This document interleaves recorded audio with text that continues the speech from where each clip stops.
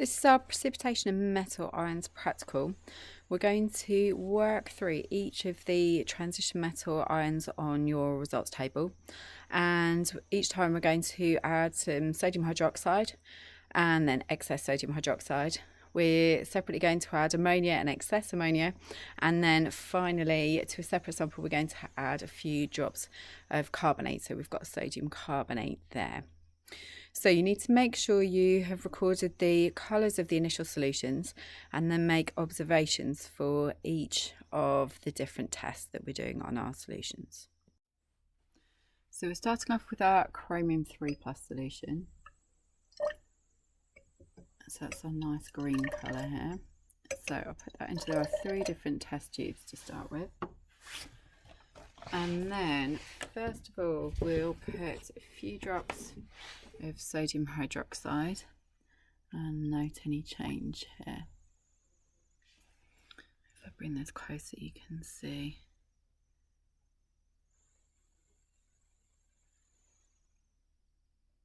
Can we see the cloudiness forming there? So if you look carefully you should be able to see solid forming down at the bottom. Okay, so it's you can also tell there it's sort of quite a light colour compared to the green of the solution, and so we have a grey-green precipitate here.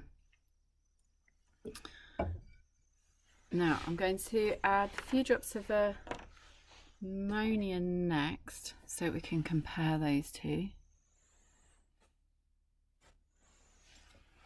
That one's almost easier to see.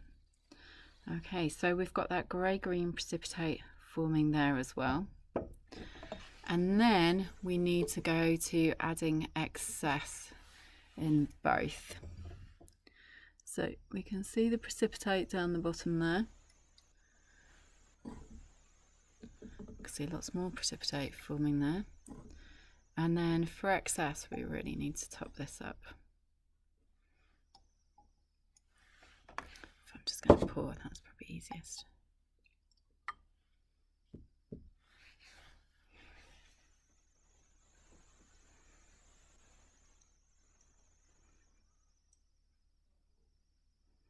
Give that a good old shake, and then we should be able to see that our precipitate is dissolving up there.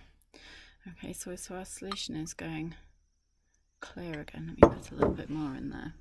There, I think that's done. Alright, so the precipitate has redissolved there. So if we now do the same thing with our ammonia, so I'm going to go straight for pouring.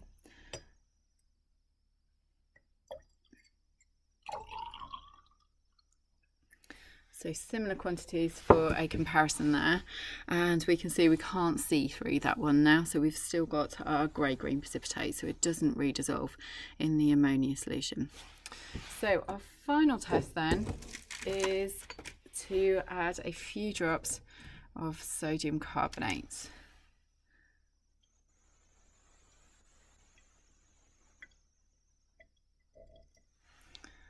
And we can see there we've got our grey-green precipitate being formed as well.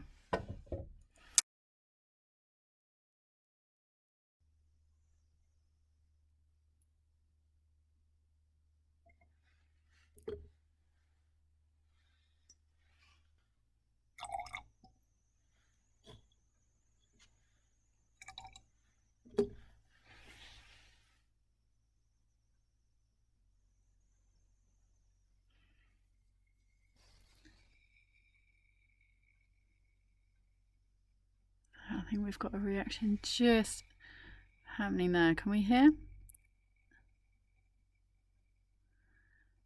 And I think now we can see some bubbles forming. So I think there we go, it's just getting going now. I think first time around I just didn't put enough carbonate into there.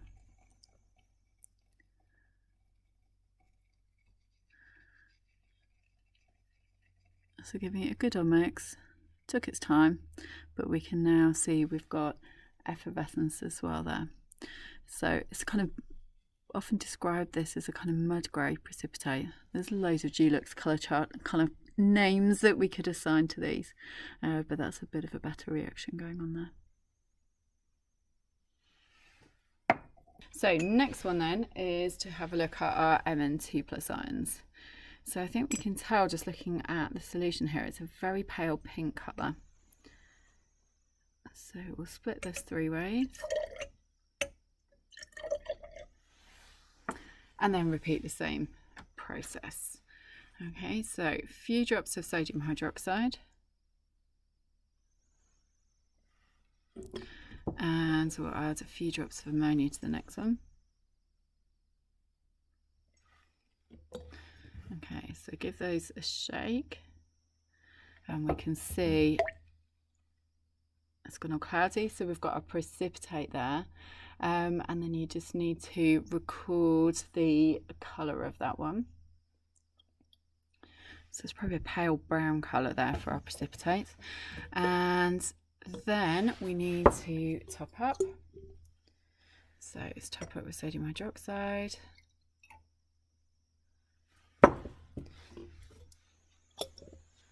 And top up with the ammonia for the excess. Okay, so no change with either of those, so the precipitate is remaining in both cases. And then finally, let's put our sodium carbonate in the end one.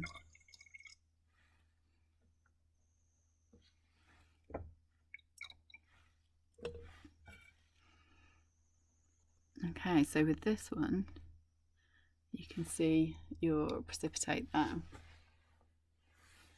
Okay, so it's quite a whitish precipitate on that one. So next up is our iron 2 and our iron 3. So we've got pale yellow solution to start with for our iron 2.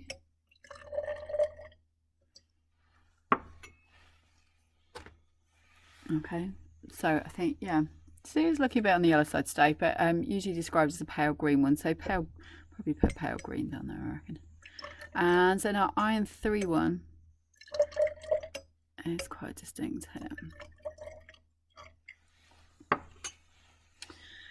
So we will go through again. A few drops of sodium hydroxide, a few drops of ammonia. Okay, so you can record the colour of your precipitates. Then top up with sodium hydroxide. So we've got our excess sodium hydroxide.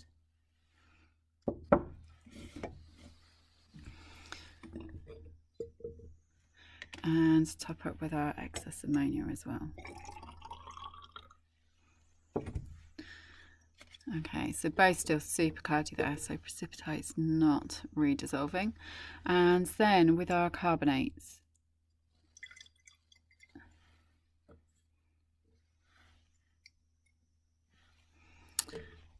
Okay, so record all of those ones. And then our iron 3. So iron 3 with sodium hydroxide. Then with ammonia. So this is a few drops. Then topping up.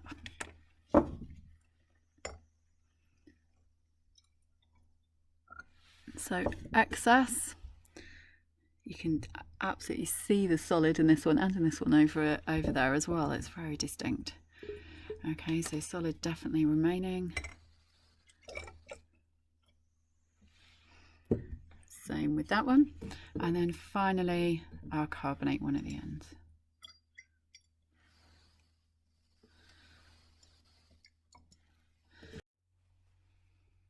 Now with this iron 3 one, we've got an additional observation to make as well. So listen carefully and look at what you can see there.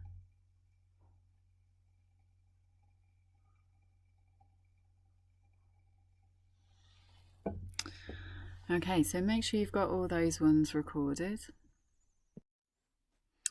So the next batch is copper 2+ and cobalt 3+. So we all know what colour this solution is. We're used to this one. And our cobalt solution is pretty cool. So if you have a look at it in the beaker there where it's a bit more concentrated. But I've given it a stir now. That's solid down the bottom's dissolved up. I'm going to put a bit more in those. So at least of a similar concentration. Okie dokie. Right. So sodium hydroxide first. So a few drops. Okay. And then with our ammonia. We ought to be thinking why a few drops give us the same observation. We get a slightly different shade of blue there, but very similar. Then topping up.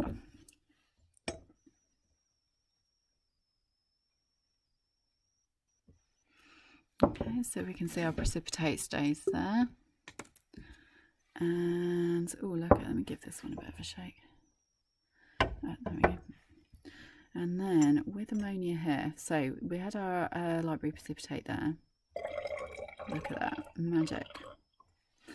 Okay, so this one is quite interesting in that it's quite a deep colour, so hopefully you can tell. The precipitate reacts away, so the precipitate dissolves up, forming this deep blue solution. So that's a pretty cool colour with that one. And then our sodium carbonate. So a few drops here. And we get our precipitates. Okay, then sodium hydroxide into our cobalt 3+. A few drops there.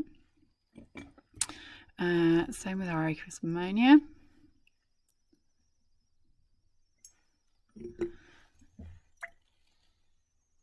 Okay, so record the colour of the precipitates. And then topping up again. To run out of sodium hydroxide soon.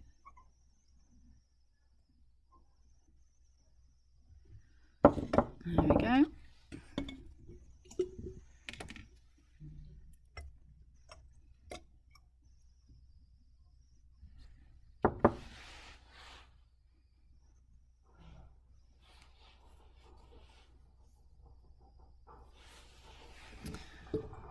And then our final one, so adding a few drops of the sodium carbonate.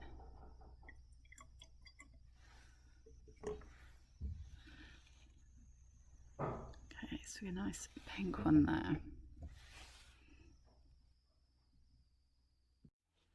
So our very final one is our nickel 2+ ions here. So we have a nice green solution to start us off. And then with our sodium hydroxide,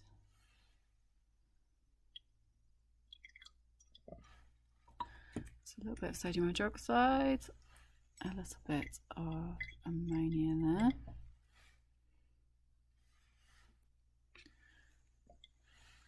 there. Okay, so we can see the precipitate in that one. And in this one too. It's both got nice and cloudy. And then topping up.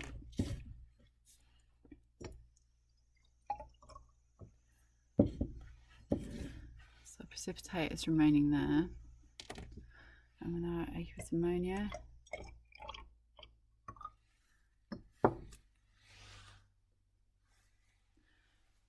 We've now got a dark blue solution there. Okay, so our precipitate reacted away there, so a dark blue solution formed with our excess ammonia.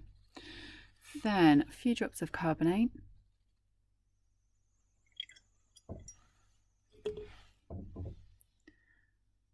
And we've got our thick precipitate again there.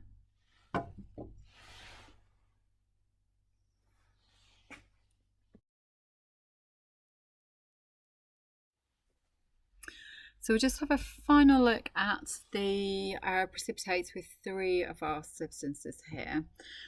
So have a look at our iron 2 to start with. It's not quite so clear on this one because our precipitate is way down the bottom, but in this one we can see there's quite a brownness with particles in the solution here. So it's kind of a suspension there of brown particles and brown over the surface there. And that's going to be oxidation of the iron 2 to the iron 3 in air. So our manganese ones are doing a similar thing. So we can definitely see the darkness across the surface there. And then also the nature of the precipitate itself. So somewhere between a white and then quite a brown colour on top. So again, oxidation, juice the oxidation, juice the oxygen in the air. And that was our other manganese precipitate, but definitely just looking more white or very, very pale brown there. Finally, our cobalt one's just looking nice and distinct there. So this is kind of a mauve precipitate that we have here. So make sure you've got your results table fully completed, and then coming up shortly is just a couple of PowerPoint slides that will just give you a quick overview of what's going on in your various reactions.